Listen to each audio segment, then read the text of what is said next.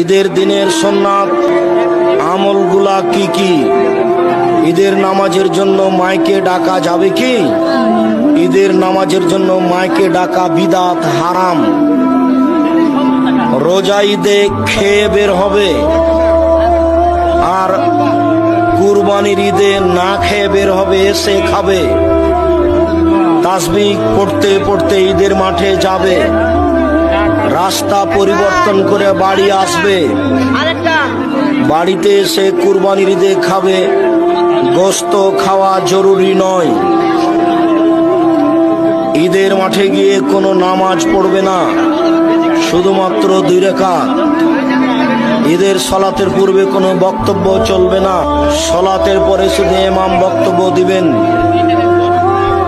আসেন আসেন, নামাজ শুরু হতে যাচ্ছে, আর 5 মিনিট আছে, এভাবে ডাকা হারাম।